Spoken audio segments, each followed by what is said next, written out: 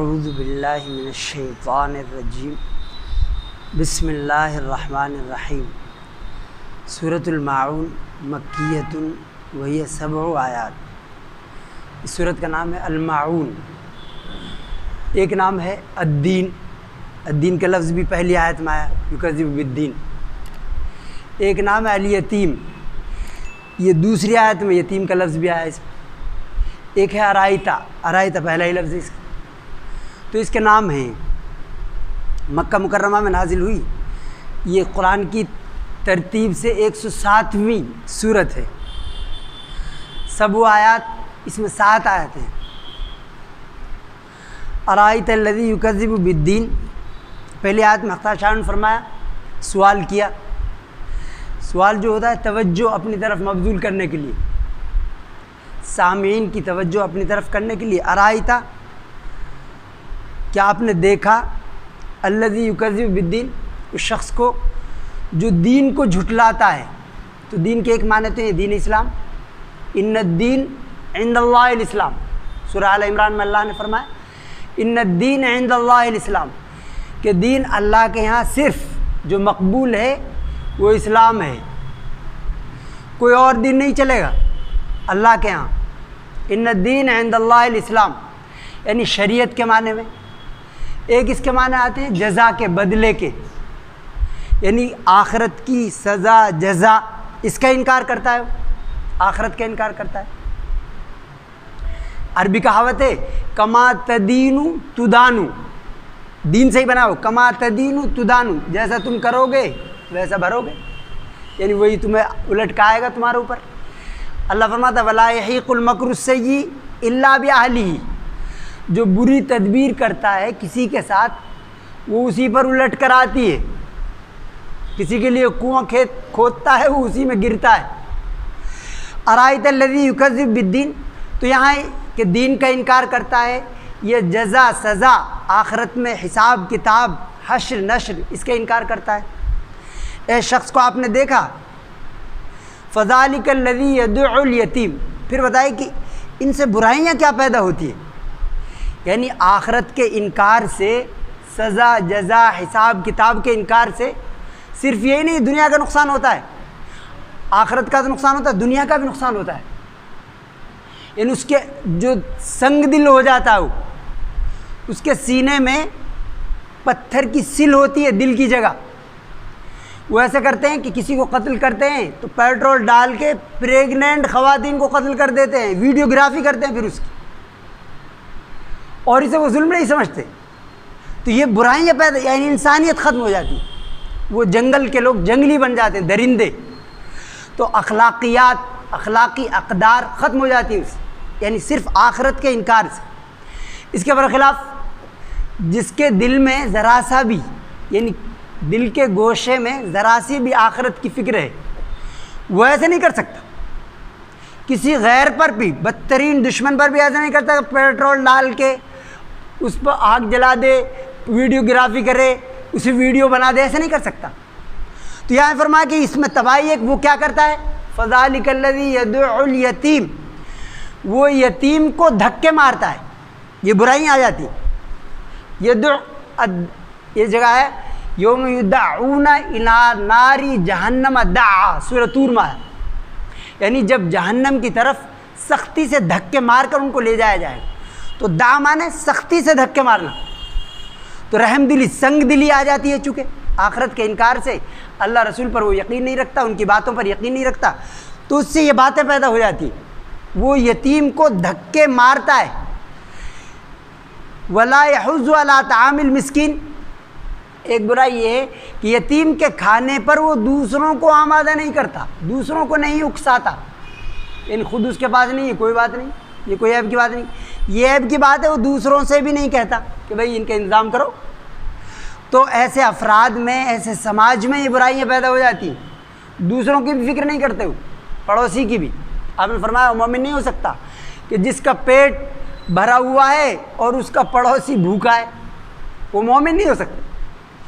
آپ نے فرمایا انا و کافی الیتیم کہاتین، یعنی انگلیوں کے اشارے سے، مثال سے اس لیے بتایا تاکہ مثال سمجھ میں آئے، یعنی میں اور یتیم کی کفالت کرنے والا جنت میں ایسے ہوں گے ساتھ ساتھ میں ہوں گے، میں اور یتیم کی کفالت کرنے والا۔ آپ نے فرمایا کہ مسلمانوں کے گھروں میں سب سے اچھا گھر وہ ہے جس میں کوئی یتیم ہو اور اس کے ساتھ اچھا سلوک کیا جاتا ہو، اور سب سے برا گھر وہ ہے جس میں کوئی یتیم بچہ بچی ہو اور اس کے ساتھ برا سلوک کیا جاتا ہو۔ تو وہ یدعو الیتیم یہ جگہ جگہ فرمایا۔ 17ویں آیت سورہ فجر میں فرمایا، اماں کے بارے میں فرمایا کلا بل لا تکرمون الیتیم، تم یتیموں کا اکرام نہیں کرتے، یعنی اکرام فرمایا جیسے D M C M P M کا آدمی اکرام کرتا ہے، کھڑا ہو جاتا ہے اور جو بھی چیز ہے اچار وچار سب نکال کے اس کے سامنے رکھ دیتا ہے، اس طرح اکرام نہیں کرتے۔ لا تکرمون الیتیم، اس کی قدر اس کی خاطر مدارات نہیں کرتے۔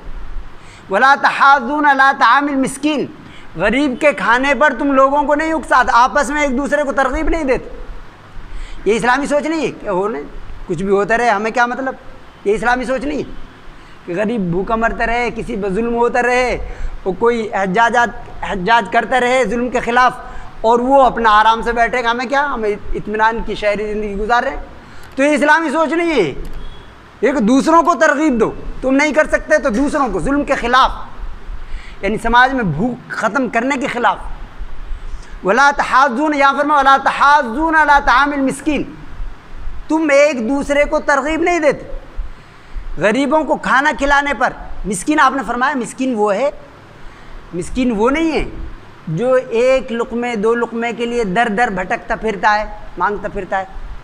آپ نے فرمایا مسکین وہ ہے جس کے پاس وسعت بھی نہیں ہے، مال بھی نہیں ہے، کسی سے اظہار بھی نہیں کرتا، اس کے پاس وسعت نہیں ہے، زر نہیں ہے۔ بخاری شریف کی روایت ہے، یعنی وہ کہ اس کے پاس کچھ ہے بھی نہیں اور شرم حیا کی وجہ سے اظہار بھی نہیں کرتا وہ کسی کے سامنے، وہ ہے مسکین۔ تو یہ ایسے لوگوں کو کھانا کھانے پر، یعنی اس کا مطلب سماج کی ذمہ داری ہے کہ ایسے لوگوں کو تلاش کریں، یعنی یتیموں کو، بیواؤں کو، ضرورت مند، اپاہج، محتاج، ان کے لیے ہاسپٹلس کا انتظام، ان کے لیے ان کے ضروریات کو پوری کرنے کے انتظام کریں، یہ ذمہ داری ہے سماج کی۔ ولا یحض علی طعام المسکین، آپ کے بارے میں، یہ اس نبوت سے پہلے آپ صلی اللہ علیہ وسلم کے بارے میں آپ کے چچا سیدنا حضرت ابو طالب نے فرمایا وہ ابیض، وہ جو ہے یعنی نہایت حسین ہے۔ آپ صلی اللہ علیہ وسلم ایک بار وہاں کال پڑ گیا، قحط سالی ہو گئی، تو پھر دعا مانگی اللہ سے، تو آپ کو آگے کیا انہوں نے، بچے تھے حالانکہ اس وقت آپ صلی اللہ علیہ وسلم، تو ان کا وَأَبْيَضُ يُسْتَسْقَى الْغَمَامُ بِوَجْهِهِ، یعنی وہ جو آپ صلی اللہ علیہ وسلم کی طرف اشارہ کیا کہ وہ نہایت خوبصورت ہیں، حسین ہیں، گورے چٹے ہیں، اور بارش کی دعائیں کی جاتی ہیں ان کے چہرے کے طفیل سے، وہ اس کافر تھے، وہ تو وَيُسْتَسْقَى الْغَمَامُ بِوَجْهِهِ سمال الیتامہ عصمت للارامل، اور آپ کی صفتوں نے یہ بیان فرمائی کہ سمال الیتامہ، یتیموں کے وہ ٹھکانہ ہیں، ماوا ہیں، ملجا ہیں، پناہ گاہ ہیں، عصمت للارامل، اور بیواؤں کی وہ آبرو ہیں، عزت بچانے والے ہیں۔ یعنی آپ صلی اللہ علیہ وسلم کی صفت بیان فرمائی انہوں نے، یعنی وہ اسلام نہیں لائے لیکن آپ صلی اللہ علیہ وسلم کی صفت اس وقت بھی یہی تھی، عصمت للارامل، سمال الیتامہ آپ صلی اللہ علیہ وسلم۔ اور یہاں اعلام النبوہ ابو الحسن قاضی ابو الحسن الماوردی بہت بڑا عالم ہوئے، انہوں نے آپ صلی اللہ علیہ وسلم کے ایک واقعہ ذکر کیا ہے، یہاں ذکر کیا کہ ایک یتیم تھا اور یتیم بیچارہ، اس کا وصی، اس کا ولی وارث یہ تھا ابو جہل، اس کے سارے پیسے اس کے پاس تھے، ابو جہل کے پاس، اور وہ بیچارہ آیا پھٹے حال، خستہ حال، اس نے کہا جی میرے پیسے دے دو جو والد صاحب چھوڑ کے گئے تھے، اس نے اسے دھکے مار کے بھگا دیا۔ اب انہوں نے کفار قریش نے کیا کیا، صرف لطف اندوز ہونے کے لیے، منورنجن کے لیے، انہوں نے یہ بچے سے کہا کہ ایسا تم محمد کے پاس جاؤ صلی اللہ علیہ وسلم اور وہ تمہارا مسئلہ حل کر دیں گے۔ وہ تو صرف منورنجن کے لیے کہا تھا انہوں نے کہ اب جھڑپ ہوگی ہم دیکھیں گے، تماشا دیکھیں گے۔ تو وہ آپ صلی اللہ علیہ وسلم کے پاس گیا، یتیم، اسے پتہ نہیں تھا کیا کہانی، غریب آدمی تو یہ کہ میرا مسئلہ حل ہو جائے کسی طرح۔ اب وہ گیا، آپ صلی اللہ علیہ وسلم فوراً اٹھے، یعنی یتیم کے لیے فوراً اٹھے اور فوراً ان سے کہا کہ ان کا پیسے دو، جو تمہارے، ان کے جو پیسہ تمہارے ذمہ ہے وہ دو ان کو۔ اس نے فوراً نکال کے دے دیے، خوش آمدید کہا، استقبال کیا۔ وہ دیکھ رہے تھے سارے کفار قریش جو سرداران تھے، وہ دیکھ رہے تھے یہ ماجرا۔ اب انہوں نے کہا اچھا کہ تم نے بھی اپنا دین بدل لیا کیا؟ ان کا وہ کیسے؟ یوں کرو تم تو آپ صلی اللہ علیہ وسلم آئے ان کے استقبال کر رہے تھے اور تم نے نکال کے فوراً پیسے دے دیے جس کو دھکا مارا تھا تم نے اس بچے کو. ان کا نہیں، وجہ یہ نہیں تھی، وجہ یہ تھی میں نے دیکھا کہ 2 نیزے ہیں آپ کے دائیں بائیں، اور اگر میں نے ذرا بھی دیر کی تو وہ گھس جائیں گے میرے اندر. مجھے یہ ڈر تھا کہ آپ صلی اللہ علیہ وسلم کے دائیں بائیں 2 نیزے تھے، اور مجھے یہ ڈر تھا کہ اگر میں ذرا بھی خلاف ورزی کی تو وہ گھس جائیں گے میرے جسم میں. اس وجہ سے ورنہ میں نے دین نہیں بدلا. یدعو الیتیم، تو ان کی صفت تو یہ ہوتی ہے جو آخرت کا جزا سزا کا انکار کرتے ہیں، یتیموں کو دھکے مارتے ہیں، سماج کا خیال نہیں رکھتے. اس کے برخلاف آپ صلی اللہ علیہ وسلم کے صحابہ جو ہیں، عمرۃ القضاء پہ آپ تشریف لے گئے، جب مکہ مکرمہ تشریف لے گئے تو 3 دن کا معاہدہ تھا کہ 3 دن وہ عمرہ کریں گے پھر خالی کر کے آ جائیں گے. تو کفار جو تھے اپنے گھروں میں تالا لگا کے جبل قیعان پر چڑھ گئے تاکہ کوئی مٹ بھیڑ جھڑپ وڑپ نہ ہو جائے. 3 دن کا معاہدہ ہے. تو تیسرے دن انہوں نے حضرت علی سے کہا کہ اپنے ساتھی سے کہو کہ ٹائم ہو گیا خالی کرو. تو آپ صلی اللہ علیہ وسلم تشریف لے گئے. جیسا آپ باہر نکلے تو ایک بچی روتی ہوئی آئی، چچا جان چچا چچا کر کے. وہ حضرت حمزہ رضی اللہ تعالیٰ عنہ جو ہے سید الشہداء، آپ صلی اللہ علیہ وسلم کے چچا، ان کی بیٹی تھی امامہ. اب وہ روتے روتے آپ صلی اللہ علیہ وسلم کے پیچھے دوڑی ہو، یتیم تھی، غزوہ احد میں شہید ہو گئے تھے ان کے والد. اب وہ آپ کے پیچھے بھاگی تو وہاں اس کی تربیت کے لیے، پرورش کے لیے 3 لوگ فوراً اٹھے. حضرت علی رضی اللہ تعالیٰ عنہ فوراً گود میں اٹھا لیا ان کو، اور فاطمہ کو دے دیا کہ یہ چچا زاد بہن ہے، ان کی پرورش کرنی ہے.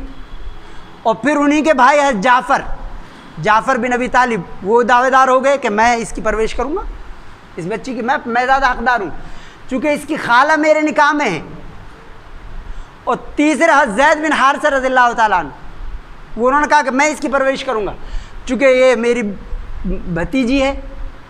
وہ آزاد کردہ غلام تھے آپ صلی اللہ علیہ وسلم کے. تو آپ صلی اللہ علیہ وسلم نے جب یہ کشمکش پیدا ہو گئی، یعنی یتیم بچی کی پرورش کے لیے صحابہ میں آپ نے جو تربیت کی وہ یہ تھے کہ یتیم پرورش کے لیے مسابقہ کمپٹیشن کرتے ہیں آپس میں، ہر ایک دعوے دار کہ میں کروں گا اس کی پرورش.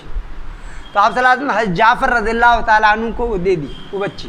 یہ فرمایا کہ خالہ جو چونکہ ماں کی جگہ ہوتی ہے اس لیے وہ ان کے پاس رہے گی. اور پھر ان کی دلداری کے لیے فرمایا، حضرت علی کے لیے فرمایا تم مجھ سے ہو اور میں تم سے ہوں. اور جعفر سے فرمایا کہ تم سیرت اور صورت میں مجھ سے مشابہ ہو. اور حضرت زید بن حارثہ رضی اللہ تعالیٰ عنہ نے فرمایا تم ہمارے بھائی ہو اور مولا ہو، یعنی آزاد کردہ غلام. ان کی دلداری کے لیے تاکہ ان کا دل نہ ٹوٹے، یہ باتیں فرمائیں آپ صلی اللہ علیہ وسلم. تو یہاں اللہ فرماتا ہے ولا یحض الیتیم، کہ وہ یتیم کو کھلانے پر آمادہ نہیں کرتا، کسی کو ترغیب نہیں دیتا، اکساتا نہیں. فویل المصلین، اور خرابی ہے. ویل ایک وادی ہے، ایک روایت میں وادی ہے جہنم کی، جہنم کی ایک وادی ہے ویل، اور اس کے معنی ہے خرابی، تباہی، افسوس ہے. للمصلین، ان نمازیوں پر، یعنی یہ نفاق کی پہچان بتائی. ایسے نمازی کون؟ الذین هم عن صلاتهم ساہون، جو اپنی نمازوں سے غافل ہیں. یعنی یہ نماز ہی نہیں پڑھتے، یا پھر نماز کو وقت پر نہیں پڑھتے، یا پہلے پڑھتے تھے اب چھوڑ دی، یہ نماز میں خشوع خضوع نہیں ہوتا، یہ سب اس میں آئیں گی. اپنی نمازوں سے غافل، یعنی نمازوں سے غافل ہے، نماز نہیں پڑھتے وہ. اب غور کریں تو آپ مسلمانوں میں تو بہت کم ہیں جو نماز پڑھتے ہوں، مشکل سے 2-3% ہوں گے جو 5 وقت کی پڑھتے ہوں. بہت سے ایسے ہیں جی جمعہ کی پڑھ لیتے ہیں، بہت سے عید کی پڑھتے ہیں. اللہ فرماتا ہے ان نمازیوں کے لیے، ان نمازیوں کے لیے تباہی. تو وہی یہ نفاق کی صفت ہے. ایک جگہ فرمایا وَإِذَا قَامُوا إِلَى الصَّلَاةِ قَامُوا كُسَالَىٰ. آپ نے مثال دے کر بتایا کہ منافق کی نماز ایسی ہوتی ہے، تِلْكَ صَلَاةُ الْمُنَافِقِ، تِلْكَ صَلَاةُ الْمُنَافِقِ، تِلْكَ 3 بار فرمایا، تِلْكَ صَلَاةُ الْمُنَافِقِ. منافق کی نماز یہ ہے کہ وہ بیٹھا رہتا ہے، یرقب الشمس، سورج کا انتظار کرتا رہتا ہے. یعنی اس کی عصر کی نماز ایسے پڑھتا ہے، سورج کا انتظار کرتا رہتا ہے، اور جب سورج آ جاتا ہے حتی اذا کانت بین قرنی شیطان، شیطان کے 2 سینگوں کے بیچ میں آ جاتا ہے، پھر قامہ، پھر کھڑا ہوتا ہے. ولا یذکر فیہا الا قلیلا، پھر نقر نقرتن، یعنی جس طرح کوا ٹھونگے مارتا ہے اس طرح وہ پڑھتا ہے نماز. یعنی اس کے واجبات فرائض اس کا کچھ خیال نہیں کرتا. بعض دفعہ اسے پتہ ہی نہیں ہوتا واجب کیا ہے، فرض کیا ہے، مفسدات کیا ہے. اور وَلَا يَذْكُرُ فِيهَا إِلَّا قَلِيلًا، اللہ کا ذکر بس تھوڑا سا کرتا ہے. سورہ نساء میں بھی اللہ نے فرمایا وَإِذَا قَامُوا إِلَى الصَّلَاةِ قَامُوا كُسَالَىٰ، جب وہ نماز کے لیے اٹھتے ہیں تو بہت کسمساتے ہوئے، سستی سے، کہہ رہے بھائی یہ آگے، یہ صاحب پڑھتے ہیں تو ان کے ساتھ تو جانا ہی پڑے گا. وہ اس کا ارادہ نہیں تھا، ویسے ہی آگے بغیر غیر ارادت. قَامُوا كُسَالَىٰ وَإِذَا قَامُوا إِلَى الصَّلَاةِ قَامُوا كُسَالَىٰ يُرَاءُونَ النَّاسَ، لوگوں کو دکھانے کے لیے. یراؤن الناس ولا یذکرون اللہ الا قلیلا، اللہ کا بہت کم ذکر کرتے ہیں. یہاں یہ فرمایا کہ ان نمازیوں کے لیے الذین هم عن صلاتهم ساہون، جو اپنی نمازوں سے غافل ہیں، ان کے لیے تباہی ہے، بربادی ہے. تو وہ نمازی نہیں ہے، اصل میں نماز کی ورزش کرتے ہیں. بہت سے لوگ آتے ہیں مسجد میں، آتے ہیں نماز پڑھنے کے لیے اور چپل چور ہوتے ہیں، جوتا چور ہوتے ہیں، تو ان کی نگاہ جوتے پہ ہی ہوتی ہے، نماز پڑھنے کے لیے آتے نہیں. ایک صاحب آئے تو عشاء کی نماز کا وقت جماعت کا وقت ہونے والا، اور انہوں نے نیت باندھ لی سنتوں کی. ان سے ایک نے کہا بھائی سنت کا ٹائم ہے ہی نہیں. اب جب تو سب نماز میں لگے، وہ اپنے سائیکل چرا کے لے گئے. وہ نمازی تھا ہی نہیں، چور تھا. وہ نمازی نہیں تھا، وہ چپل چور، جوتے چور، یہ نماز کا چور.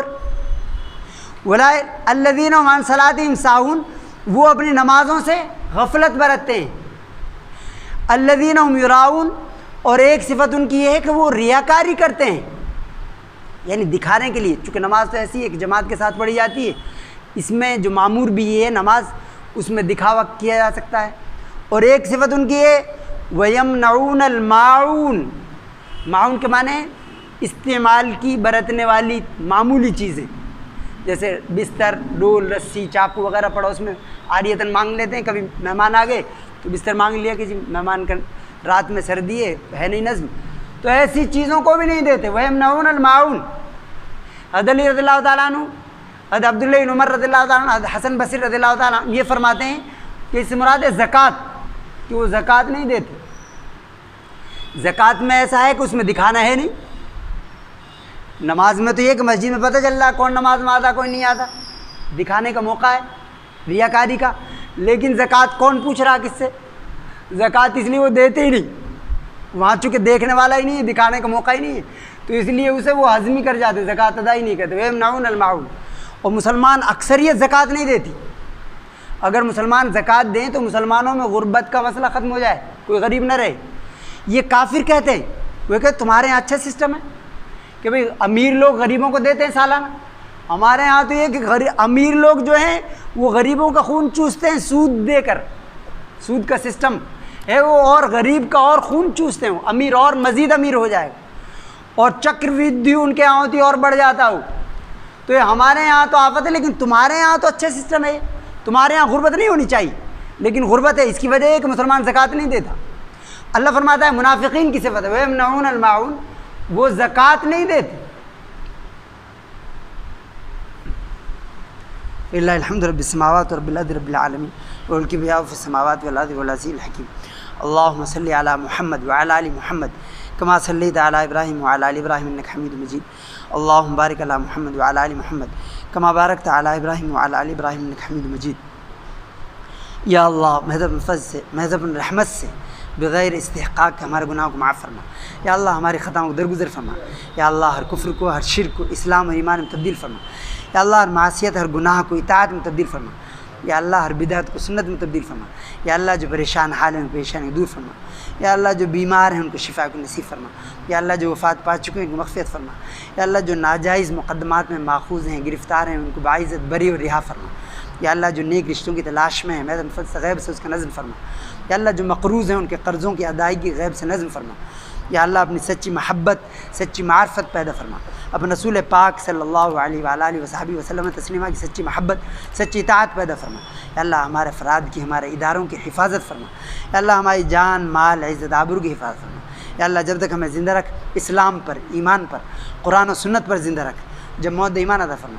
یا اللہ ہماری دعاؤں قبول فرما، اس مجلس کو قبول فرما، اس مجلس کو قبول فرما.